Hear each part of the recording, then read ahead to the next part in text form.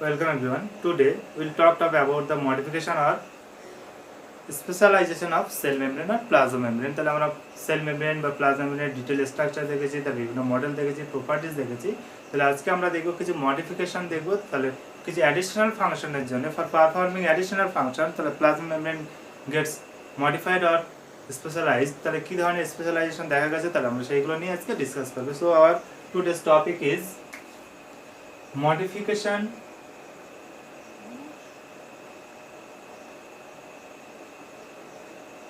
or we can say specialization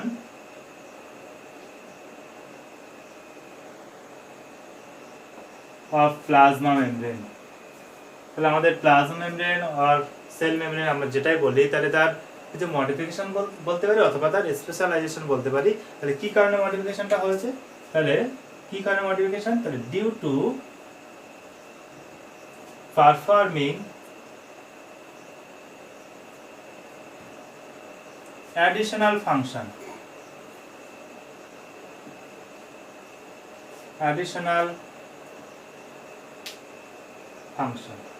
তাহলে অতিরিক্ত কিছু ফাংশন বা অতিরিক্ত কিছু কাজ সেটা করার জন্য আমাদের প্লাজমা মেমব্রেন বা সেল মেমব্রেনটা মডিফাইড হয়েছে, সেই জন্য বলা হয়েছে যেটা মডিফিকেশন আর স্পেশালাইজেশন। তাহলে কেন হয়েছে, due to performing additional function, অতিরিক্ত কিছু ফাংশন এখানে সেটা করবে।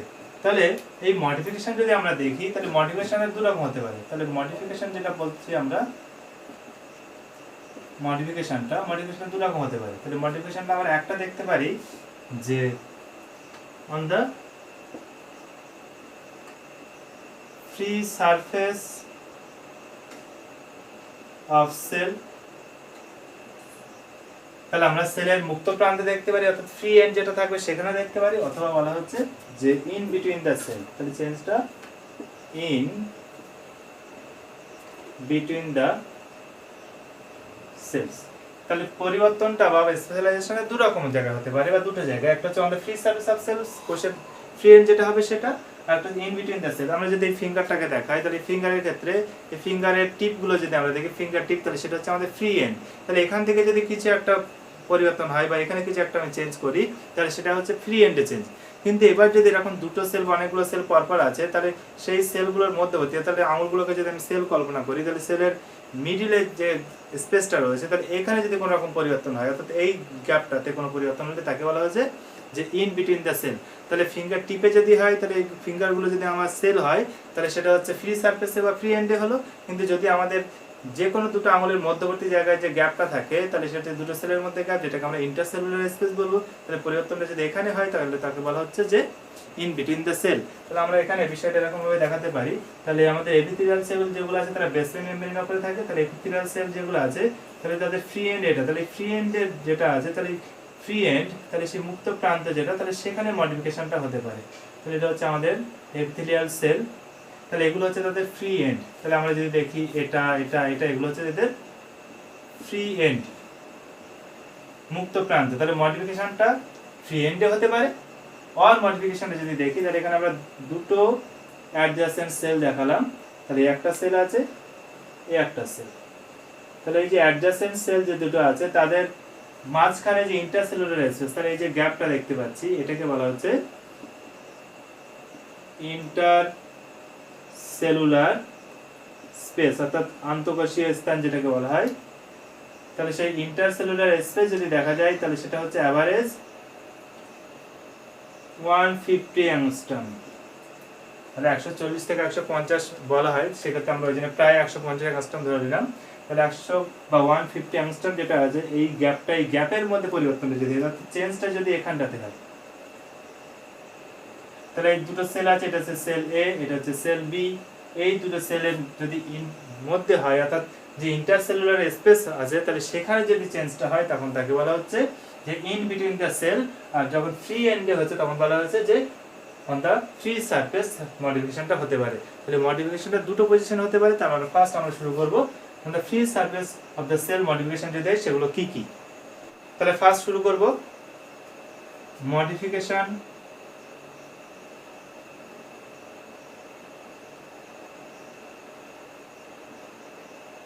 on the free surface of cell. তাহলে সেলের ফ্রি সারফেস বা মুক্ত প্রান্তে যে মডিফিকেশন গুলো হচ্ছে আমরা সেটা দেখবো। তাহলে ফার্স্ট মডিফিকেশন যদি আমরা দেখি তাহলে ফ্রি এন্ডে, তাহলে সেটা হচ্ছে আমাদের মাইক্রোভিলাই। মাইক্রোভিলাই, তাহলে মাইক্রোভিলাই কি জিনিস, তাহলে হোয়াট ইজ মাইক্রোভিলাই? মাইক্রোভিলাই যদি আমরা দেখি তাহলে আমাদের এপিথেলিয়াল সেল যেগুলো আছে মেইনলি, তাহলে বেসমেন্ট মেমব্রেনে যে এপিথেলিয়াল সেলগুলো আছে তাহলে তাদের ফ্রি এন্ড গুলো যদি দেখা যায় তাহলে চেঞ্জটা ফ্রি এন্ডে হয়। তাহলে ফ্রি এন্ড গুলো কেমন হয়ে গেছে, এরকম ফিঙ্গার লাইক প্রজেকশন তৈরি করেছে, এটাকে আমরা প্রোটোপ্লাজমিক প্রজেকশনও বলতে পারি। তাহলে এখানে যে সেলগুলো আছে তাহলে এরকম তাদের ফ্রি এন্ডটা ফিঙ্গার লাইক প্রজেকশন দেখাচ্ছে। তাহলে এরকম ধরনের যে সেলগুলো থাকবে তাদেরকে আমরা ব্রাশ বর্ডার সেল বলতে পারি, যেহেতু ব্রাশের মতন দেখতে হচ্ছে। এবং এখানে তাহলে তাদের নিউক্লিয়াস প্রেজেন্ট, এখানে নিউক্লিয়াস প্রেজেন্ট, এখানে নিউক্লিয়াস প্রেজেন্ট। তাহলে এখানে যে গঠনটা আমরা দেখলাম তাহলে ফিঙ্গার লাইক, তাহলে এটাকে বলা হচ্ছে মাইক্রোভিলাই। তাহলে মাইক্রোভিলাই যদি দেখা যায় তাহলে সেটা হচ্ছে 3000 পার সেল। তাহলে পার সেল যদি আমরা দেখি অর্থাৎ প্রতি সেল পিছু মাইক্রোভিলাইয়ের সংখ্যা যদি তুমি দেখো তাহলে সেটা হচ্ছে 3000 থাকে। তাহলে আমরা কি বললাম যে আমাদের মডিফিকেশনটা ফ্রি সারফেসে বলছি, তাহলে আমাদের সেলের ফ্রি এন্ড যদি দেখা যায় সেক্ষেত্রে মাইক্রোভিলাই ফর্মেশন বলছে। মাইক্রোভিলাইটা কি, তাহলে সেখানে প্লাজমা মেমব্রেনটা মডিফাইড ফিঙ্গার লাইক প্রজেকশন যে তৈরি করেছে সে তাহলে আঙুলের মতন যে গঠনটা তৈরি করেছে তাকে বলা হচ্ছে আমাদের মাইক্রোভিলাই। তাহলে এটা ব্রাশের মতন দেখতে বলে এটাকে আমরা ব্রাশ বর্ডার এপিথেলিয়ামও বলবো। এবং একই সঙ্গে যদি দেখা যায় তাহলে তার সংখ্যাটা 3000 পার সেল হয়। এবং আমরা এক্সাম্পল যদি দেখি তাহলে কোথায় মাইক্রোভিলাই আমরা দেখতে পাবো, তাহলে আমাদের ওয়াল অফ ইন্টেস্টাইন যদি আমরা দেখি, ওয়াল অফ ইন্টেস্টাইন, তাহলে আমাদের অন্ত্র যেটা আছে তাহলে সেটা লার্জ ইন্টেস্টাইন বা স্মল ইন্টেস্টাইন, মেইনলি স্মল ইন্টেস্টাইনেই এই ফিঙ্গার লাইক প্রজেকশনটা বেশি দেখা যাবে। তো ওয়াল অফ ইন্টেস্টাইনে দেখতে পারি, অথবা আমরা দেখতে পাবো পিসিটি অফ নেফ্রন। নেফ্রন, তাহলে আমাদের নেফ্রন যেটা আছে কিডনিতে আমরা পাবো, তাহলে সেই কিডনির যে নেফ্রনের গঠন যদি দেখো তাহলে সেখানে বোমান ক্যাপসুল থাকে, তারপরে আমাদের গ্লোমেরুলাস থাকবে, পিসিটি থাকবে, হেনরি লুপ থাকবে, ডিসিটি অর্থাৎ প্রক্সিমাল কনভলিউটেড টিউবুল বা পরসংবর্ধন নালিকা যেটা বলি, তার মধ্যে যদি দেখি এই ধরনের ব্রাশ বর্ডার এপিথেলিয়াম আমরা দেখতে পাবো। এছাড়াও যদি আমরা দেখি আর কোথায় পাবো, আমাদের গল ব্লাডার। গল ব্লাডার, তাহলে গল ব্লাডার যদি দেখা যায় তাহলে গল ব্লাডারের মধ্যে এই ধরনের সেল লেয়ার আমরা দেখতে পাচ্ছি। তাহলে এরকম মাইক্রোভিলাই যুক্ত কোষ কোথায় কোথায় পাবো আমরা সেটা বললাম। তারপরে হচ্ছে মাইক্রোভিলাইটা কি সেটাও বলা হলো। এবং একই সঙ্গে যদি দেখা যায় তাহলে কি পারপাজে এটা হলো বা কি ফাংশনে হলো, তাহলে আমরা বলছি যে মডিফিকেশনটা অ্যাডিশনাল ফাংশনের জন্য হবে। তাহলে এখানে সেই অ্যাডিশনাল ফাংশনটা কি, তাহলে কি করছে, increase the surface area for absorption. তাহলে শোষণ তলটা বাড়িয়ে দিচ্ছে বা শোষণের জন্য ক্ষেত্রফলটা বাড়িয়ে দিচ্ছে। এখন আমরা যদি ফিঙ্গারটাকে দেখাই তাহলে ফিঙ্গারটা যদি এরকম ভাবে থাকে তাহলে এখান দিয়ে যখন কিছু পাস করবে তাহলে আমাদের ফিঙ্গার টিপগুলোতেই টাচ করতে করতে যাচ্ছে। কিন্তু এবারে যদি আমি এটাকে সেলের যে এন্ডগুলো আছে সেখানে মাইক্রোভিলাই তৈরি করে দিই তাহলে সেক্ষেত্রে কোনো কিছু যখন পাস করছে এইভাবে যাচ্ছে সম্পূর্ণ আঙুলগুলোকে টাচ করে তারপরে যাচ্ছে, তাহলে এক্ষেত্রে ক্ষেত্রফল সামান্য এইটুকু। কিন্তু যখন মাইক্রোভিলাই তৈরি করছে তখন ক্ষেত্রফলটা তাহলে এই পুরোটাই ইনক্রিজ করে যাচ্ছে। তাহলে এখানে ইনক্রিজ করে যাচ্ছে মানে এখানে অ্যাবজর্পশন বা শোষণ হবে। তাহলে আমাদের খাদ্যের পরিপাক যখন হচ্ছে তাহলে মেনলি সেটা আমাদের স্মল ইন্টেস্টাইন বা ইন্টেস্টাইনে হচ্ছে। তাহলে সেই ইন্টেস্টাইনের খাদ্যের পরিপাক যখন হয়েছে তো সেই পরিপাক হওয়া খাদ্যের অ্যাবজর্পশন হবে অর্থাৎ সেটা ব্লাডে এন্ট্রি হবে। তাহলে ব্লাডটা যখন শোষিত হবে ব্লাড এন্ট্রি হবে তাহলে সেখানে অ্যাবজর্পশনের জন্য সেই সারফেস এরিয়া যেটা আছে ক্ষেত্রফল সেটা বাড়াতে হবে। তাহলে সেই জন্য আমাদের যেখানে এখানে শোষণ দরকার বেশি পরিমাণে সেখানে আমাদের এরকম ব্রাশ বর্ডার এপিথেলিয়াম বা মাইক্রোভিলাই যুক্ত কোষ আমরা দেখতে পাবো। তাহলে এখানে অ্যাডিশনাল ফাংশনটা হচ্ছে শোষণের জন্য সারফেস এরিয়া বা ক্ষেত্রফলটাকে বাড়িয়ে দিচ্ছে। তাহলে আমরা এরপরে নেক্সট মডিফিকেশন যেটা দেখবো within the free surface of the cell যে মডিফিকেশন দেখছি তাহলে সেটা হচ্ছে সেকেন্ড সিলিয়া।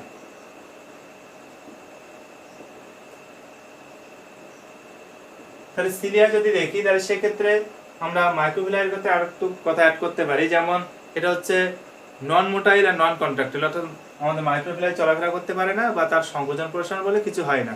কিন্তু আমরা সিলিয়ার কথা যখন বলছি তাহলে সিলিয়া যদি দেখা যায় তাহলে এটা একই রকম ফ্রি সারফেসে থাকবে। তাহলে আমাদের এখানে যে সেলগুলো দেখাচ্ছি তাহলে সেলের ফ্রি সারফেসে প্রেজেন্ট থাকবে। তাহলে ওটা ফিঙ্গার লাইক এবং এটা যদি দেখা যায় তাহলে হেয়ার লাইক প্রজেকশন আমরা দেখবো। তাহলে এখানে অসংখ্য হেয়ার লাইক প্রজেকশন দেখা যাবে। তাহলে এই গঠনগুলো হচ্ছে আমাদের সিলিয়া। তাহলে এই যে গঠনটা আমরা দেখছি তাহলে এটা হচ্ছে আমাদের সিলিয়া। তাহলে সিলিয়াটা যদি দেখি তাহলে তার ক্যারেক্টারিস্টিক কেমন, তাহলে সিলিয়া হচ্ছে মোটাইল, অর্থাৎ সে চলমান। একই সঙ্গে যদি দেখা যায় তাহলে কন্ট্রাক্টাইল, অর্থাৎ সংকোচন প্রসারণ হতে পারে এবং সে সচল। তাহলে সিলিয়াটা কি হচ্ছে সচল এবং তার সংকোচন প্রসারণ হবে। এবং তার মুভমেন্ট যদি দেখা যায় তাহলে মুভমেন্টটা হচ্ছে মুভমেন্ট করবে ইন এ পার্টিকুলার ডিরেকশন আর ডাইরেকশন। তাহলে সিলিয়ার মুভমেন্ট যদি দেখা একটা নির্দিষ্ট দিকে হবে, তাহলে সেই জন্য এরা এমন এমন পজিশনে শরীরের এমন এমন সেলে অবস্থান করবে যেগুলো আমাদের কোনো কিছুর মুভমেন্টটা ওয়ান ওয়েতে করতে পারে, অর্থাৎ একমুখী মুভমেন্ট যেখানে দরকার হবে তাহলে সেখানে এই ধরনের সিলিয়া প্রেজেন্ট থাকবে। তাহলে এই সিলিয়াগুলো কি বলা হচ্ছে মোটাইল অ্যান্ড কন্ট্রাক্টাইল। তাহলে মাইক্রোভিলাইয়ের মধ্যে সেটা নন মোটাইল এবং নন কন্ট্রাক্টাইল, কিন্তু আমাদের সিলিয়াটা হচ্ছে কন্ট্রাক্টাইল। এবার যদি দেখা যায় সিলিয়াটা হচ্ছে নিউমেরাস, অর্থাৎ সিলিয়ার সংখ্যা অসংখ্য হবে, সংখ্যায় বেশি হবে, অ্যান্ড লং ইন সাইজ। তাহলে লম্বায় অর্থাৎ লেন্থেও তার অনেক বড় হবে দেন মাইক্রোভিলাই। তাহলে মাইক্রোভিলাই থেকে আকারে বড় এবং একই সঙ্গে সংখ্যা আমরা 3000 দেখেছিলাম, তাহলে এর সংখ্যা কিন্তু আরো অনেক বেশি হবে। তাহলে সেটা মোটাইল, কন্ট্রাক্টাইল, মুভমেন্ট যদি দেখা যায় একটা পার্টিকুলার ডাইরেকশনে হবে, অর্থাৎ সিলিয়া যদি দেখা যায় সিলিয়াটার মুভমেন্ট এরকম একটা সাইড হবে, একটা সাইডে, তাহলে মুভমেন্টটা এদিকে যাবে, সবকিছু পার্টিকেল যে তার সামনে যেটা পড়বে। তাহলে একই সঙ্গে যদি দেখা যায় তাহলে numerous and long in size. এবার এই সিলিয়া যেটা আমরা দেখতে পাই, তাহলে সিলিয়ার মুভমেন্টের উপরে বা তার কন্ট্রাক্টিলিটির উপরে নির্ভর করে আমরা দুটো রকম সিলিয়া পেতে পারি। তাহলে সিলিয়া যেটা পেয়েছি, তাহলে সিলিয়াটা দুই রকম হতে পারে, একটা হচ্ছে কাইনোসিলিয়া অ্যানাদার যদি আমরা দেখি তাহলে স্টিরিওসিলিয়া।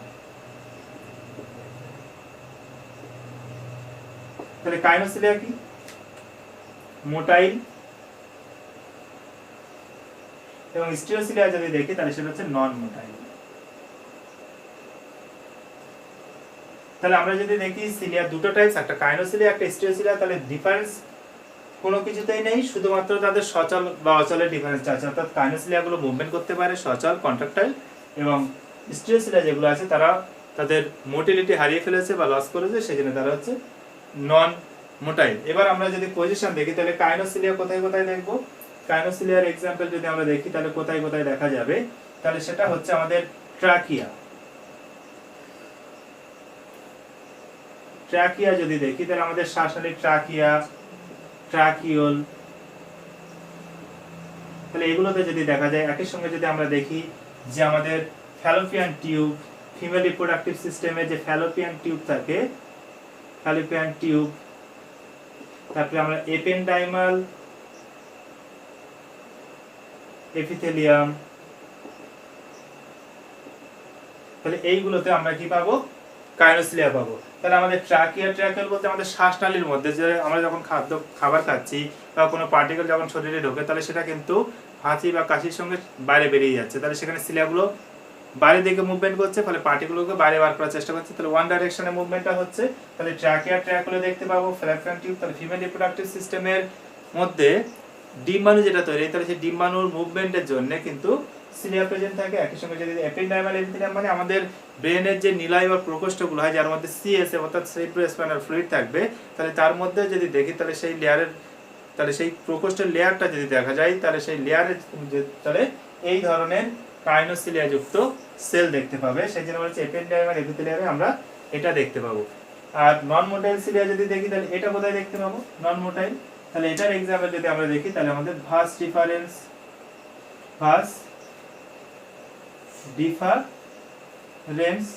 তাহলে ভাস ডিফারেন্সে আমরা দেখতে পাবো এটা হচ্ছে মেল রিপ্রোডাক্টিভ সিস্টেমের একটা ট্রাক্ট বা আমরা ডাক্ট বলতে পারি, নালী। আর আরেকটা আমরা দেখতে পাবো যেটা, সেটা হচ্ছে এপিডিডাইমিস। তাহলে এপিডিডাইমিস সেটা হচ্ছে মেল রিপ্রোডাক্টিভ সিস্টেমের একটা পার্ট, যেখানে আমাদের স্পার্মগুলো সেখান থেকে মুভমেন্টও করে আবার স্টোরেজও থাকতে পারে। তাহলে আমরা যখন রিপ্রোডাক্টিভ সিস্টেম পড়বো সেখান থেকে এই ডিটেলসটা পেয়ে যাব। তাহলে আমাদের কাইনোসিলিয়া কোথায় প্রেজেন্ট থাকবে? Trachea, tracheole, fallopian tube, experimental epithelium, এই পজিশনগুলোতে বা এখানে আমরা কাইনোসিলিয়া যুক্ত সেল পাবো। আর যদি আমরা স্টেরোসিলিয়ার কথা বলি তাহলে আমাদের নন মোটাইল হবে এবং সেটা কোথায় পাবো? মেল রিপ্রোডাক্টিভ সিস্টেমের ভাস্ট ডিফারেন্স এন্ড এপিডিডাইমিস যেটা আছে তার মধ্যে আমাদের এই ধরনের সিলিয়া প্রেজেন্ট থাকবে। তাহলে আমরা এখানে যেটা বললাম সেটা হচ্ছে আমাদের সেলের ফ্রি সারফেস মডিফিকেশন। তাহলে একটা হচ্ছে মাইক্রোভিলাই, একটা হচ্ছে সিলিয়ার সম্পর্কে বলা হলো। এবং সিলিয়ার মধ্যে দুটো টাইপস করা যায় on the basis of motility. তাহলে মোটিলিটি বা চলমানতা যদি দেখা যায়, সচলতা, তাহলে সেক্ষেত্রে একটা হচ্ছে কাইনোসিলিয়া, একটা হচ্ছে স্টিরিওসিলিয়া। তাহলে নেক্সট আমরা যে মডিফিকেশন গুলো দেখবো সেটা হচ্ছে ইন বিটুইন দ্য সেলস, অর্থাৎ কোষের মধ্যবর্তী পর্যায়ে বা দুটো কোষের যে ইন্টারসেলুলার স্পেস আছে অ্যাডজাসেন্ট সেলের, সেই স্পেসে যে কি ধরনের মডিফিকেশন হয় সেটা নিয়ে আমরা আলোচনা করব। Now will see the modification in between the sales.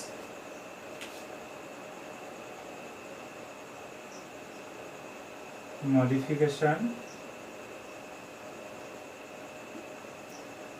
in between the cells।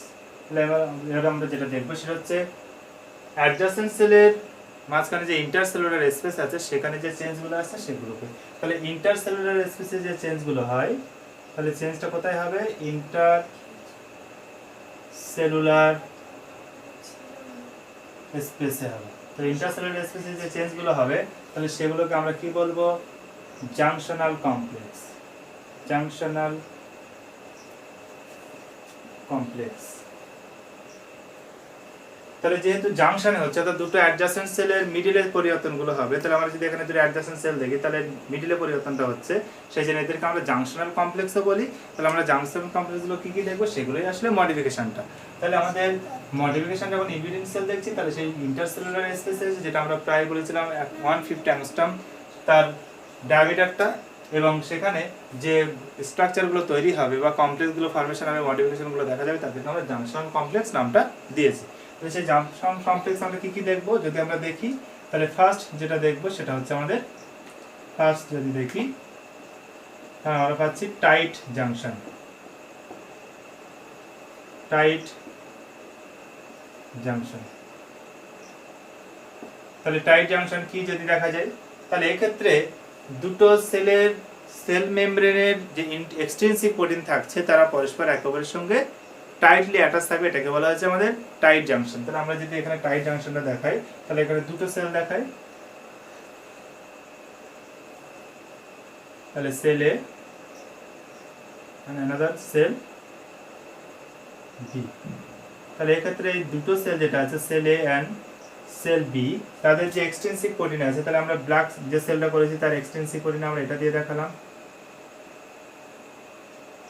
এবং ব্লু যে সেলটা করা হয়েছে বি সেল তার ক্ষেত্রে আমরা ব্ল্যাক দিয়ে দেখালাম।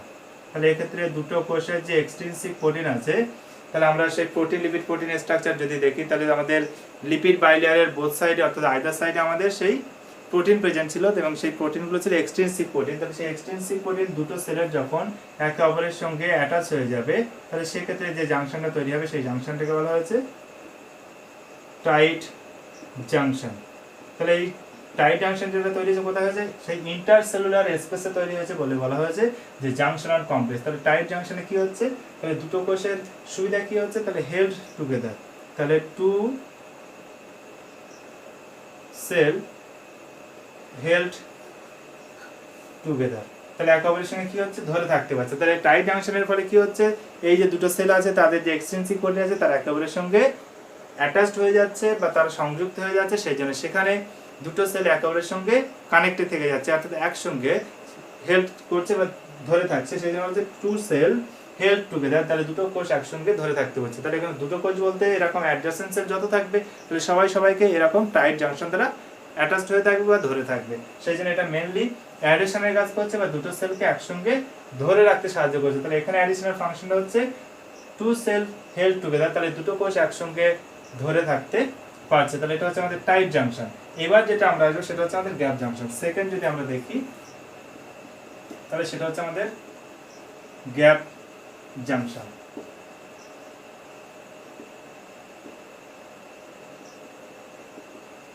তাহলে গ্যাপ জাংশন যদি দেখা যায় তাহলে গ্যাপ জাংশন কি বলছে? গ্যাপ জাংশনের ক্ষেত্রে যদি দেখা যায় এখানেও দুটো cell cell A and cell B, এক্ষেত্রে যদি দেখি তাহলে cell A and cell B, এক্ষেত্রে দুটো কোষের যে ট্রান্সমেমব্রেন প্রোটিন থাকে, তাহলে আমরা কোষ পাতা গঠনে ট্রান্সমেমব্রেন প্রোটিনের মধ্যে আমরা ইন্টিগ্রাল প্রোটিনের মধ্যে ট্রান্সমেমব্রেন প্রোটিন সম্পর্কে পড়েছি। তো সেই ট্রান্সমেমব্রেন প্রোটিন যখন দুটো কোষের মেমব্রেনকে কানেক্টেড করে দিচ্ছে এবং মাঝখানে একটা চ্যানেল তৈরি করে দিচ্ছে, তাহলে এই ক্ষেত্রে একটা গ্যাপ ফর্মেশন হয়েছে। তাহলে cell A and cell B এর মধ্যে চ্যানেল প্রোটিন দ্বারা, তাহলে এখানে যে গঠনটা তৈরি হয়েছে এটা কি দিয়ে তৈরি হয়েছে? এটা অবশ্যই প্রোটিন দ্বারা তৈরি হয়েছে। তাহলে প্রোটিন দুটো কোষের কোষ পর্দা ট্রান্সমেমব্রেন প্রোটিন এখানে চ্যানেলের মতন গঠন তৈরি করেছে, ফলে দুটো কোষের মধ্যে ডাইরেক্ট একটা কানেকশন বা চ্যানেল তৈরি হয়ে গেছে। সেই জন্য এখানে গ্যাপ তৈরি হয়েছে বলে এটাকে বলা হয়েছে গ্যাপ জাংশন।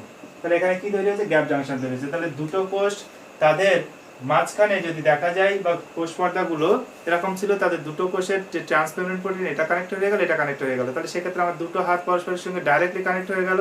তাহলে এই ধরনের গঠনটা যেহেতু গ্যাপ তৈরি করে করে হচ্ছে, এখানে গ্যাপ দেখা যাচ্ছে, সেটা বলা হচ্ছে গ্যাপ জাংশন। তাহলে ফাংশন কি হবে? তাহলে এই ক্ষেত্রে যদি দেখি direct exchange of substance takes place between the two adjacent cell। তাহলে যে দুটো অ্যাডজাসেন্ট সেল আছে তাদের মধ্যে সরাসরি সাবস্ট্যান্সের এক্সচেঞ্জ হচ্ছে, সেটাকেই বলা হচ্ছে ওই জন্য। তাহলে কি এই যে কোষটা, তাহলে এই সেল এ থেকে সেল বি এর মধ্যে বা সেল বি থেকে সেল এর মধ্যে যে কোনো বস্তু ডাইরেক্ট এক্সচেঞ্জ হতে পারছে, তাহলে এটা হচ্ছে গ্যাপ জাংশনের সুবিধা। তাহলে এক্ষেত্রে অ্যাডিশনাল ফাংশন কি? একই সঙ্গে দুটো সেল অ্যাটাচও হচ্ছে, আবার সেই সঙ্গে তাদের মধ্যে ডাইরেক্ট এক্সচেঞ্জ হওয়াটাও সম্ভব হচ্ছে। তাহলে সরাসরি দুটো কোষের মধ্যে কোষীয় আদান প্রদান বা সেলুলার এক্সচেঞ্জ ঘটবে, সেই জন্য এটা গ্যাপ জাংশনের সুবিধা। এবার যদি আমরা দেখি তাহলে ইন্টারডিজিটেশন। তাহলে ইন্টারডিজিটেশন যদি দেখি তাহলে থার্ড আমরা যেটা দেখবো সেটা হচ্ছে আমাদের ইন্টারডিজিটেশন। তাহলে ইন্টারডিজিটেশন যদি আমরা দেখি তাহলে সেক্ষেত্রে কি হচ্ছে? এক্ষেত্রে সেই ইন বিটুইন দ্য সেল হবে, অর্থাৎ ইন্টারসেলুলার স্পেসে আমরা চেঞ্জটা দেখবো। তাহলে সেক্ষেত্রে আমরা সেল এ দেখালাম, এটা হচ্ছে আমাদের সেল এ, এন্ড এদিকে যদি আমরা দেখাই আনাদার সেল বি, তাহলে এটা হচ্ছে আমাদের সেল এ আর এটা হচ্ছে সেল বি। তাহলে সেল এ সেল বি এর যে ইন্টারসেলুলার স্পেস যদি আমরা দেখি তাহলে সেটা হচ্ছে এই পজিশনটা। তাহলে সেই ইন্টারসেলুলার স্পেসে দুটো কোষের যে সেল মেমব্রেন আছে তাহলে সেটা মাইক্রোভিলাইয়ের মতনই প্রজেকশন তৈরি করে, কিন্তু সেটা ইন বিটুইন দ্য সেল অর্থাৎ ইন্টারসেলুলার স্পেসে তৈরি করছে। তাহলে এই ক্ষেত্রে যদি দেখি তাহলে এই সেলটা যদি এখানে ইন্টারসেলুলার স্পেসে এরকম ফিঙ্গার লাইক প্রজেকশন দেখায়, তাহলে এখানে ফিঙ্গার অর্থাৎ ডিজিটের মতন কন্ট্রোল তৈরি করেছে। তাহলে সেক্ষেত্রে যদি দেখা যায় সেল বি এর যে ডিজিটটা, তাহলে সেক্ষেত্রে এরকম ভাবে অপর কোষের যে ডিজিট আছে তাহলে তার মধ্যে এরকম ফিট হয়ে যাচ্ছে।